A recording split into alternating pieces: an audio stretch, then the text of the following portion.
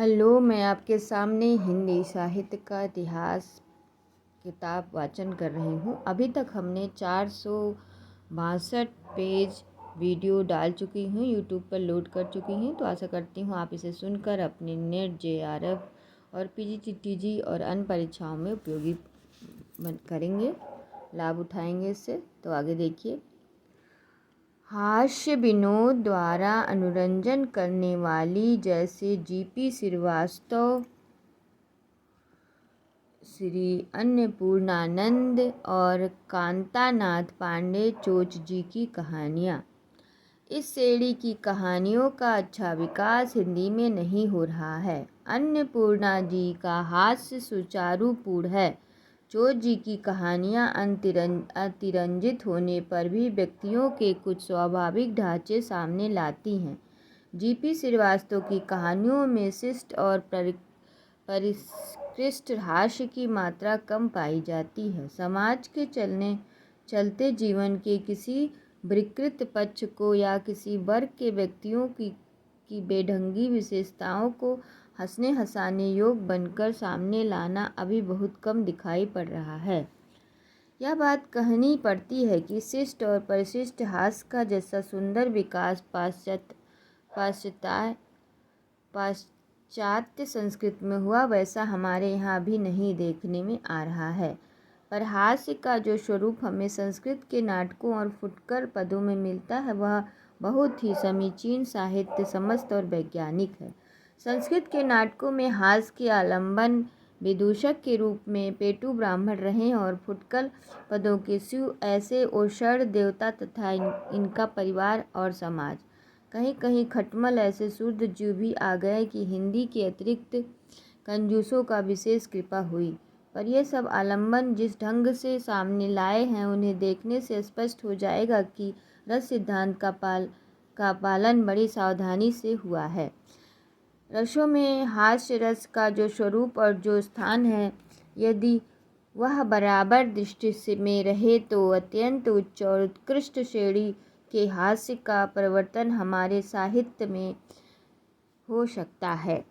हास्य के आलंबन से विनोद तो होता है, उसके प्रति कोई न कोई और भाव भी, जैसे राग, द्वेष, घृणा, अपेक्षा, विरक्ति साथ साथ लगा रहता है। हास्य रस के जो भारतीय आलंबन ऊपर बताए गए हैं, वे सब इस ढंग से सामने लाए गए हैं कि उनके प्रति द्वेष, घृणा इत्यादि न उत्पन्न होकर एक प्रकार का राग या प्रेम ही उत्पन्न होता है। यह व्यवस्था हमारे रस सिद्धांत के अनुसार है। स्थायी भाव में आधे सुखात्मक और आधे दुखात्मक है। हास्य आनंद भाव है। एक ही आश्रम में एक ही आलंबन के प्रति आनंदात्मक और सुखात्मक भाव को एक साथ स्थिति नहीं हो सकती। हास्य रस में आश्रय के रूप में किसी पात्र की उपेक्षा नहीं होता, श्रोता या पाठक के आश्रय रहता है। अतः रस की दृष्टि से हास्य में द्वेष और घृणा नामक दुखात्मक भाव की गुंजाइश नहीं। हास्य के साथ जो दूसरा भाव आ सकता है, वह संचारी के रूप में ही द्वेष या घृणा, किसके रूप में? संचारी के रूप का भाव जहाँ रहेगा, वहाँ हास्य की प्रधानता नहीं रहेगी, वह उपहास हो जाएगा। उसमें हास्य का उच्च स्वरूप रहेगा ही नहीं। उसमें तो हास्य को द्वेष या व्यंजक या उसका आच्छादक मात्र समझना चाहिए।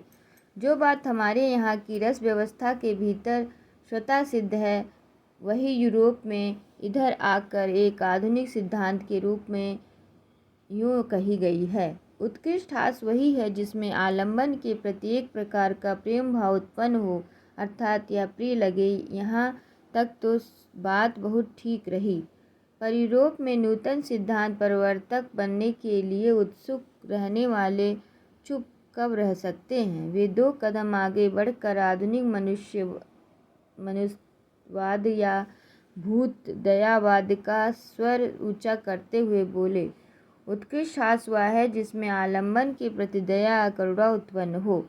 कहने की आवश्यकता नहीं है कि यह होली, मुहर्रम स्वार्थ, अस्वाभाविक, अवैज्ञानिक और रस विरुद्ध है। दया करुणा दुखात्मक भाव है। हास्य आनंदात्मक दोनों ही एक स्थिति बात है।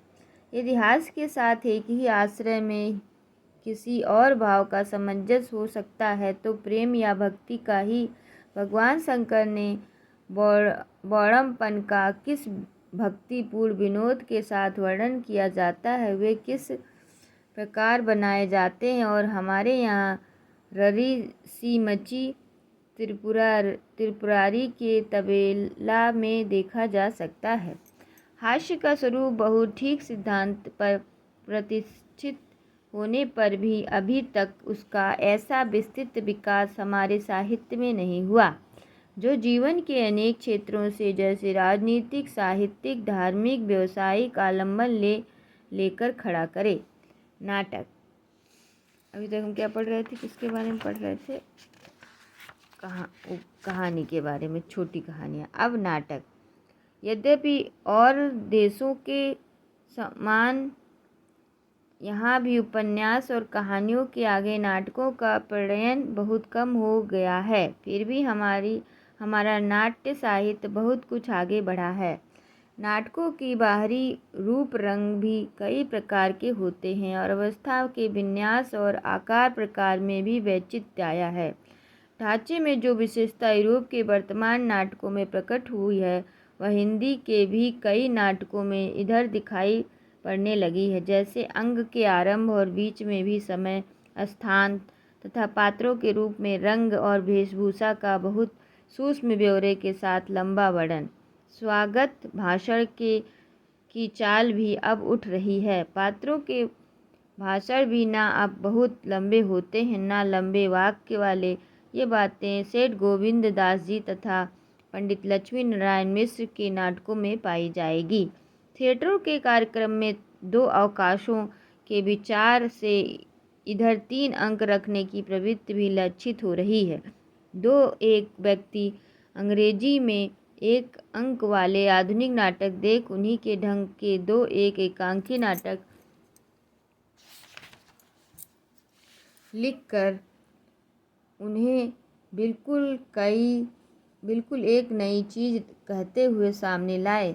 ऐसे लोगों को जान रखना चाहिए कि 1 अंक वाले कई उपरूपक हमारे यहाँ बहुत पहले से माने गए हैं।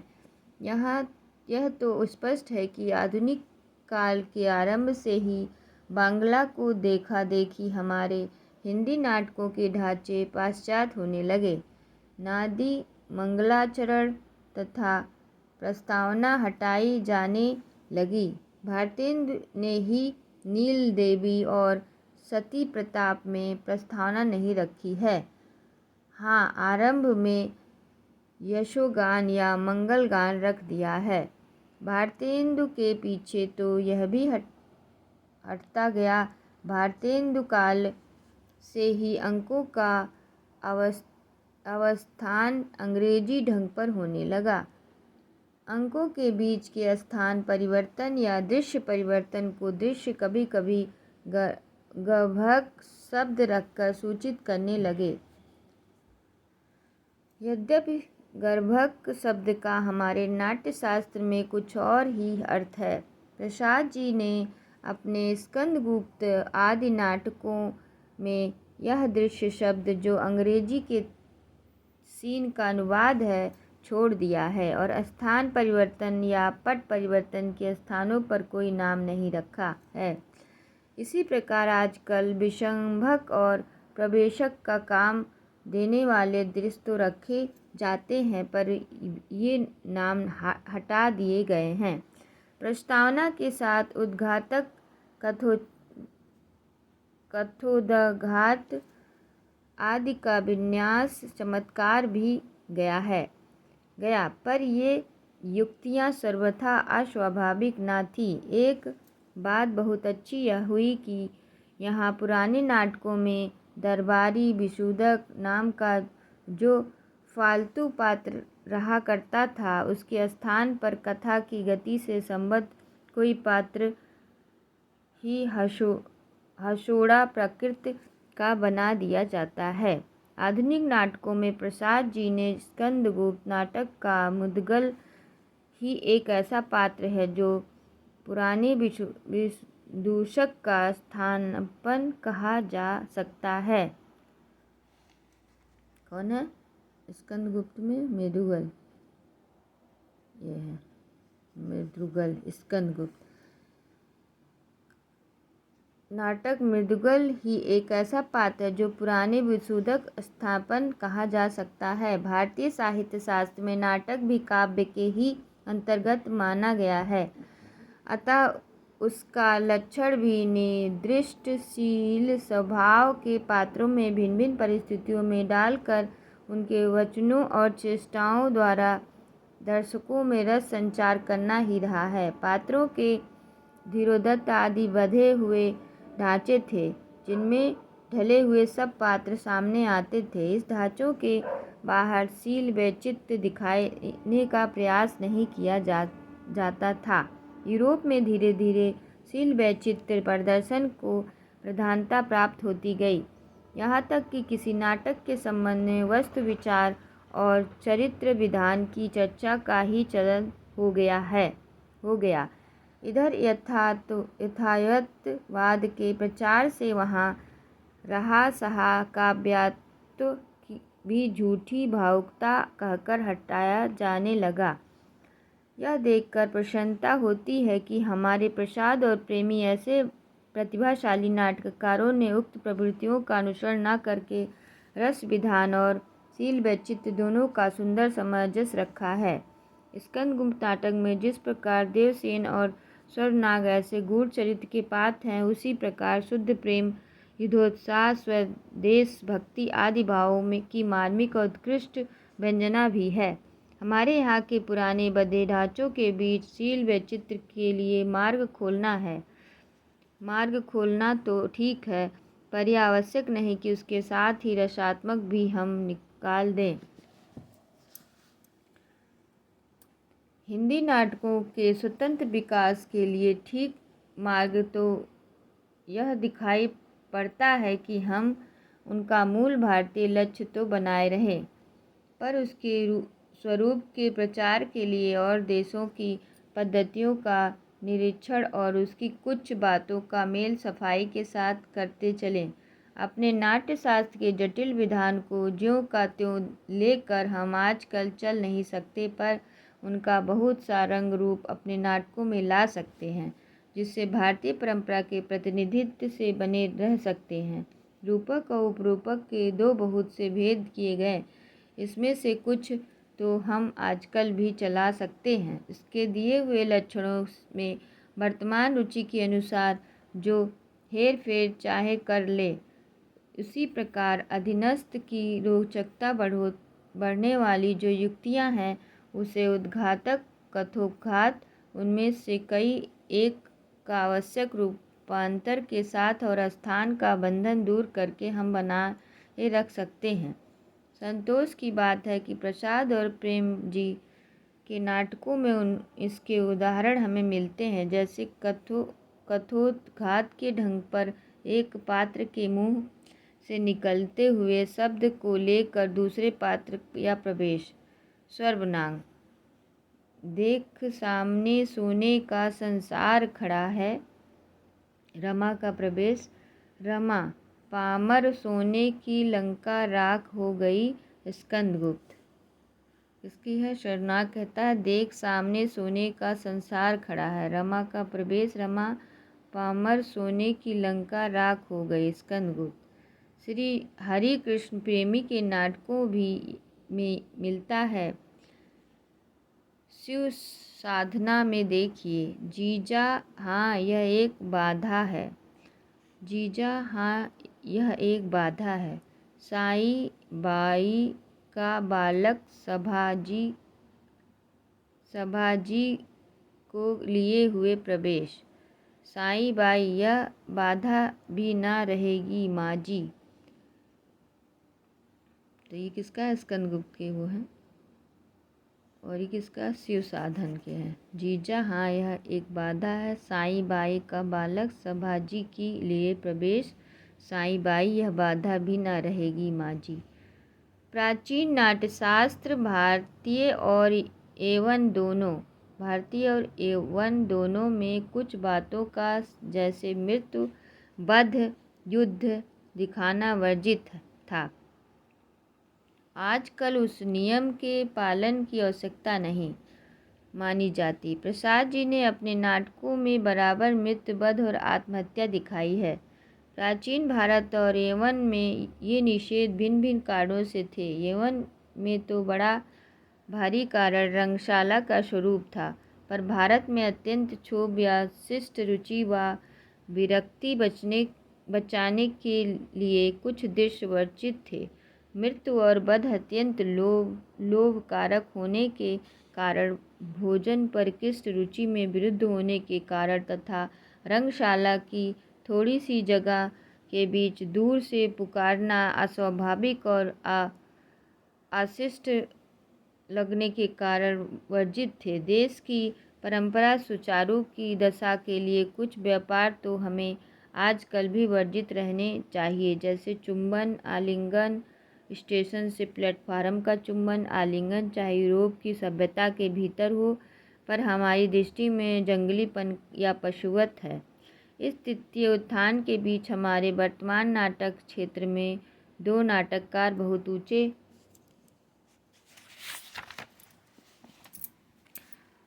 ऊंचे स्थान पर दिखाई पड़े। स्व जयशंकर प्रसाद और श्री हरिकृष्ण प्रेमी दोनों की दृष्टि ऐतिहासिक काल की ओर रही है। प्रसाद जी ने अपना क्षेत्र प्राचीन हिंदू काल के भीतर चुना और प्रेम जी ने मुस्लिम काल के भीतर। प्रसाद के नाटकों में स्कंदगुप्त श्रेष्ठ हैं और प्रेमी के नाटकों में रक्षाबंधन। प्रसाद जी में प्राचीन काल की परिस्थितियों के स्वरूप की मधुर भावना के अतिरिक्त भाषा को रंगने वाली चित्रमयी कल्पना और भावुकता की अधिकता भी विशेष परिमाण में पाई जाती है। इससे कथोपकथन कई स्थानों पर नाटकीय न होकर वर्तमान गद्य काव्य के खंड हो गए हैं। बीच बीच में तो गान रखे गए हैं, वे न तो प्रकरण के अनुकूल है न प्राचीन काल की भाव पद्धति के, वे तो वर्तमान काव्य के एक शाखा के प्रगति मुक्तक रिलिक्स पात्र हैं। अपनी सबसे पिछली रचनाओं से ये त्रुटियां उन्होंने निकाल दी है। चंद्रगुप्त और धूस्वामिनी इन दोषों से प्रायः मुक्त हैं, पर चंद्रगुप्त में एक दूसरा बड़ा भारी दोष आ गया है। उसके भीतर सिकंदर के भारत पहुँचने कुछ पहले से लेकर सेल्यूकस की परंपरा तक के 25 वर्ष की दीर्घकाल की घटनाएं लेकर कसी गई है, जो एक नाटक के भीतर नहीं आनी चाहिए। जो पात्र युवक के रूप में नाटक के आरंभ में दिखाई पड़े, वे नाटक के अंत में भी उसी रूप में सामने आते हैं। यह दोष तो इतिहास की दृष्टि ले जाने पर दिखाई पड़ता है, अर्थात बाहर है, पर घटनाओं के अत्यंत सघनता का दोष रचना से संबंध रखता है। बहुत से भिन्न भिन्न पात्रों में संबंध घटनाएं के जुड़ते चलने के कारण बहुत कम चरित्र के विकास का अवकाश रह गया है, पर इस नाटक में विन्यास, वस्तु और पात्र इतिहास का ज्ञान रखने वालों के लिए इतने आकर्षण हैं कि उक्त दोषों की ओर ध्यान कुछ देर में आता है। मुद्रा राक्षस से इसमें कई बातों की विशेषता है। पहली बात तो यह है कि इसमें चंद्रगुप्त केवल प्रत्न के फल का भोक्ता कठपुतली भर नहीं है। प्रत्न में अपना क्षत्रिय भाग सुंदर के साथ पूरा करने वाला है, नीति प्रवर्तक का भाग चाणक्य पूरा करता है। दूसरी बात यह है कि मुद्रा राक्षस और चाणक्य का व्यक्तित्व, उसका हृदय सामने नहीं आता। तेजस्वी धीरता, प्रत्युत्पन्न बुद्धि और ब्राह्मणोचित त्याग और सामान्य गुणों के बीच केवल प्रतिकर ही प्रबल वासना ही हृदय पक्ष की ओर झलकती है। पर इस नाटक में चाणक्य के प्रयत्न का लक्ष्य भी ऊंचा किया गया है और उसका पूरा हृदय भी सामने रखा गया है। नाटकों का प्रभाव पात्रों के कथोपकथन पर बहुत कुछ अवलंबित रहता है। श्री हरिकृष्ण प्रेमी के कथोपकथन प्रसाद जी के कथोपकथन से अधिक नायकोपयुक्त है। उनमें प्रसंग अनुसार बातचीत का चलता स्वाभाविक ढंग भी है और सर्वहृदयग्राह पद्धति पर भाषा का मर्मव्यंजक अनूठापन भी। प्रसाद जी की नाटकों में एक ही ढंग की चित्रमयी और लच्छेदार बातचीत करने वाले कई पात्र आ जाते हैं। प्रेम जी के नाटकों में यह खटकने वाली बात नहीं मिलती। प्रसाद और प्रेमी के नाटक यद्यपि ऐतिहासिक हैं, पर इसमें आधुनिक आदर्श और भावनाओं का अभ्यास इधर उधर मिलता है। चंद्रगुप्त और स्कंदगुप्त दोनों में स्वप्रेम, विश्व प्रेम और आध्यात्मिकता का आधुनिक रूप रंग बराबर झलकता है। आजकल के मजहबी ढंगों का स्वप्न भी हम स्कंदगुप्त में देख सकते हैं। प्रेमी के शिव साधना नाटक में शिव जी भी कहते हैं, मेरे शेष जीवन की एकमात्र साधना होगी भारतवर्ष को स्वतंत्र करना, दरिद्रता की जड़ खोदना, ऊंच नीच की भावना और धार्मिक तथा सामाजिक असहिष्णुता का अंत करना, राजनीतिक और सामाजिक दोनों भावनाओं की व्यंजना काल का वह नाटक हो, उस काल की भाषा पद्धति और विचार पद्धति के अनुसार करनी चाहिए। क्रांति ऐसे शब्द द्वारा नहीं। प्रेमी जी के रक्षाबंधन में मेवाड़ की महारानी कर्मवती का हुमायूं को भाई कहकर राखी भेजना और हुमायूं पर गुजरात के मुसलमान बादशाह बहादुर शाह के विरुद्ध एक हिंदू राज्य की रक्षा के लिए पहुंचना, यह कथा वस्तु हिंदू मुस्लिम भेदभाव की शांति सूचित करती है। उसके ऊपर कट्टर सरदारों और मुल्लों की बात का विरोध करता हुआ हुमायूं जिस उदार भाव की सुंदर व्यंजना करता है, वह वर्तमान हिंदू मुस्लिम दुर्भाव की शांति का मार्ग दिखाता जान पड़ता है। इसी प्रकार प्रसाद जी के ध्रुवस्वामिनी नाटक बहुत छोटे से नाटक में एक सम्भ्रात राजकुल की स्त्री का विवाह संबंध मोक्ष सामने लाया गया है, जो वर्तमान सामाजिक आंदोलन का एक अंग है।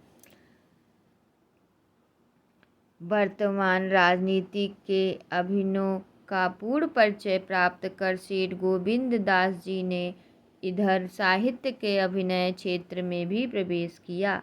उन्होंने 3 अच्छे नाटक लिखे।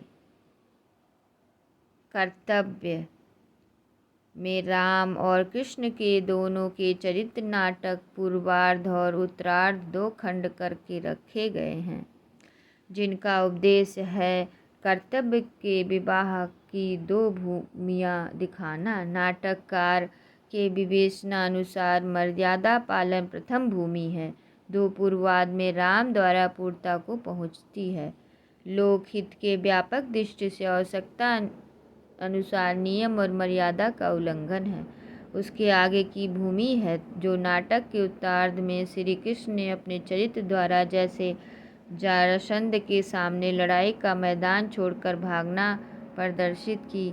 वास्तव में पूर्वार्ध और उत्तरार्ध 2 अलग अलग नाटक है। नाटककार ने अपने कौशल की कर्तव्य विकास की सुंदर उद्भावना द्वारा दोनों के बीच पूर्व पर संबंध स्थापित कर दिया, पर यह भी एक प्रकार का कौशल है। इसे ऊटक नाटक न समझना चाहिए। सेठ जी का दूसरा नाटक हर्ष ऐतिहासिक है, जिसमें सम्राट हर्षवर्धन, माधवगुप्त, शशांक आदि पात्र आते हैं। किसमें?